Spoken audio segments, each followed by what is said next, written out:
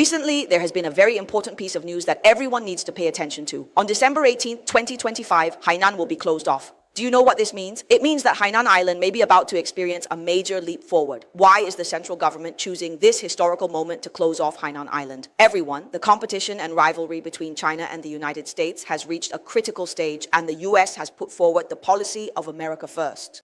They have adopted trade protectionism. The United States has already flipped the table and doesn't want to do business with the rest of the world, constantly raising tariffs, especially the harshest ones against China. Meanwhile, China is opening up to a globalized future. And this date, December 18th, is a significant day. What happened on December 18th, 1978?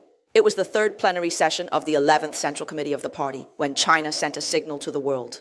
We are about to begin a new round of globalization. So why is Hainan Island being closed off, and what does this closure mean? The article puts it this way. The first line is open, the second line is controlled, and the entire island becomes a free, duty-free paradise. This means that all goods coming to Hainan Island, 70% of them, are completely duty-free. Previously, there were maybe just over 2,000 items, but now nearly over 6,000 items are all duty-free.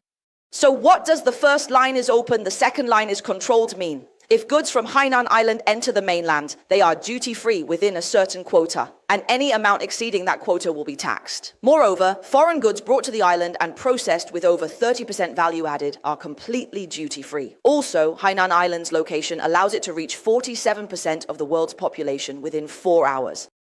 This is a major strategic plan by the central government, so the entire island is free. If you live in Hainan Island for a long time, all the goods you consume there are completely duty-free. What does that mean? In fact, over the past 40 years of reform and opening up, Hainan has enjoyed many policy benefits, but apart from real estate and tourism, almost no other industries have taken off. But this time, it's completely different. What will duty-free bring? It will stimulate consumption, hotel spending, and also include high-end medical services.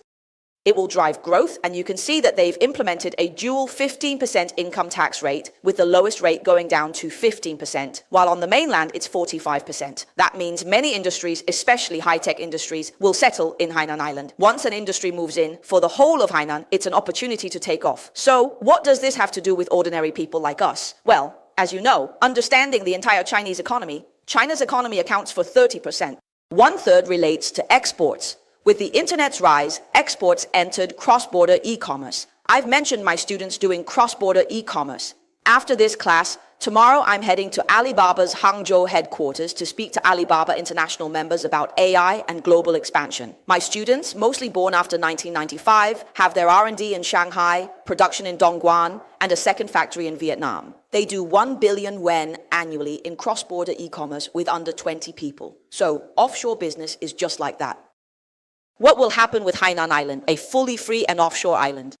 There will be free global circulation of goods and free cross-border capital settlement. Wow, do you realize this is a major strategic move that China is making? The US is opposing globalization, right? Practicing trade protectionism. You keep talking about America first, while China advocates for a shared future for humanity. So the US is voluntarily giving up, constantly withdrawing from international groups. Right? They want to withdraw from the WTO and even from Europe and from all kinds of international organizations around the world, focusing solely on dealing with China and curbing China's development. But China's economy is relatively dependent on exports. We have an excess of products and overcapacity today, so we urgently need to export our products and capacity. That's why the US wants to suppress China's development by waging financial wars, technology wars, trade wars, and tariff wars. Meanwhile, today, we are sealing off Hainan Island.